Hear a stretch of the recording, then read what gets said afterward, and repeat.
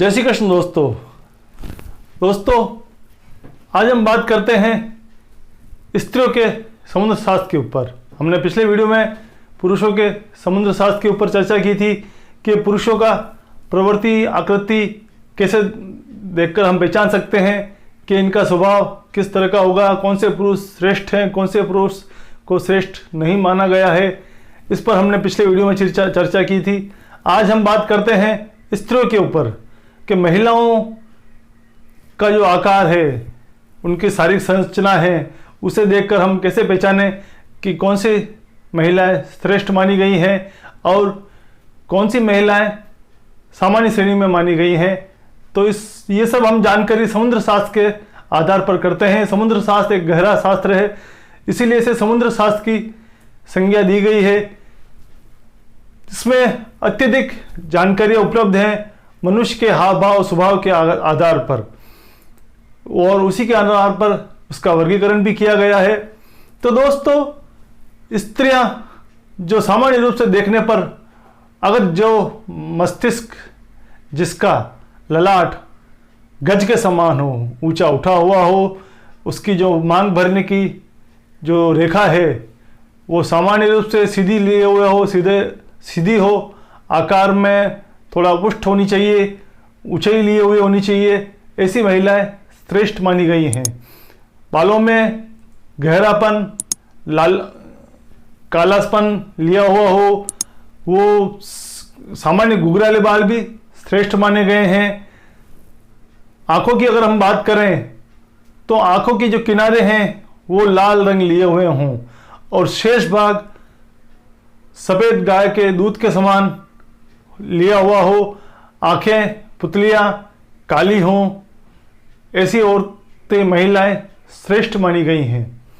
फिर हंसने पर नाक वाले भाग पर यहाँ ऊपर अगर सल ना पड़ते हों, चेहरों में एक ग्लो लिया हुआ हो, तेज हो, उभार लिए हुए हो, गाल गोले लिए हुए हों, ऐसी महिलाएं श्रेष्ठ मानी गई हैं।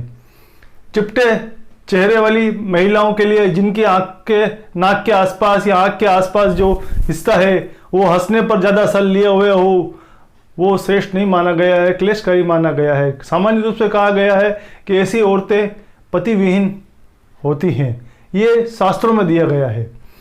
फिर हम बात करें तो चेस्ट वाला भाग सामान्य उभार लिए हुए हो, वो श्रेष्ठ माना गया है।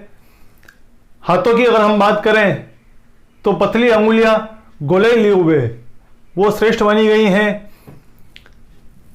हाथों की ज़्यादा लंबाई चौड़ाई ना हो, सामान्य रूप से हाथ हो, हाथ भरे हुए हों, उनमें सल ना पड़ते हों, सलवट लिए हुए हाथ शुभ नहीं माने गए हैं। फिर मांसपेशियां नज़र नहीं आनी चाहिए, भरा हुआ हाथ हो, हाथ के जो जॉइंट हैं वो वहाँ पर भी हड्डियाँ नज़र नहीं आनी चाहिए, भरी हुई हों, मांसल लिए हुए हों, वो श्रेष्ठ मानी गई हैं। अत्यधिक लंबे हाथ भी श्रेष्ठ नहीं माने गए हैं। सामान्य रूप से जो हाथों की लंबाई है उसे ही श्रेष्ठ माना गया है महिलाओं में। फिर हम बात करें पैर तल की तो कछुए के समान उभार लिए हुए हो, चपटा अंगूठा शुभ नहीं माना गया, उभरा हुआ हो, गोले लिए हुए हो, उनके नखों में गोले लिए हुए हो, वो ही श्रेष्ठ मानी गई हैं। आगे हम बात करें हाथों के ऊपर तो हाथों की अंगुलियों में भी छिद्र नहीं होने चाहिए, ये पुरुषों में ही बताया गया है और महिलाओं के लिए भी विशेष रूप से बताया गया। अंगुली सीधी हो, टेढ़ी मेढ़ी या फिर छिद्रवान अंगुलियां शुभ नहीं मानी गई हैं। छिद्रवान का मतलब यही हुआ कि चारों अंगुली मिलाने पर उनमें छिद्र नहीं होने चाहिए, ये अशुभता का सूचक माना गया है। जो श्रेष्ठ औरतों को बताया गया है कि जो शुभ गृहिणियाँ होती हैं उनके लिए लक्षण बताए गए हैं। उनका चाल सामान्य रूप से सीधी होनी चाहिए, अत्यधिक टेढ़ी चाल लिए हुए हो वो भी शुभ नहीं माना गया है। सीधी चाल वाली औरतें, चलने में उनके पैर सीधे पड़ते हों, वो ही शुभ माना गया है। फिर चपटे तलों पे पाँच तली वाली स्त्रियों के लिए भी कहा गया है कि वो पतिविहीन बनाई गई हैं, कपटी बताई गई हैं।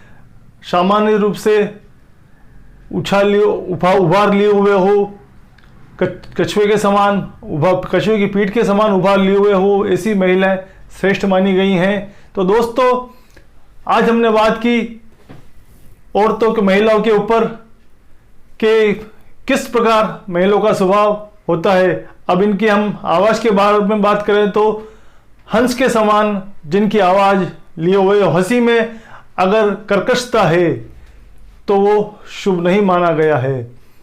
फिर बात करते हुए अगर कोई औरत कंधे ऊपर करती है बार बार या फिर आंखें बंद कर लेती है तो ये शुभ नहीं माना गया है।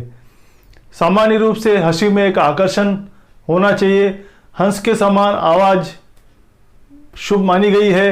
वो कहा गया है कि ऐसी गृहिणी शुभता लेकर आती हैं। फिर कई बार औरतों में ये स्वभाव देखा गया है कि बात करते करते वो गर्दन का इधर उधर उनका एक तकिया कलाम सा होता है, ये शुभ नहीं माना गया है। सीधी गर्दन लिए हुए बात करने में एक सामान्य प्रवृत्ति हो, हाथ पांव की ज़्यादा हरकत ना हो तो ही शुभ माना गया है। तो दोस्तों आज हमने बात की औरतों के बारे में। इसी तरह हम समुद्र शास्त्र की कुछ और विषयों पर चर्चा करेंगे। आप हमारे साथ इसी तरह बने रहिएगा। दोस्तों वीडियो पसंद आने पर लाइक जरूर कीजिएगा, सब्सक्राइब कीजिएगा। जय श्री कृष्ण।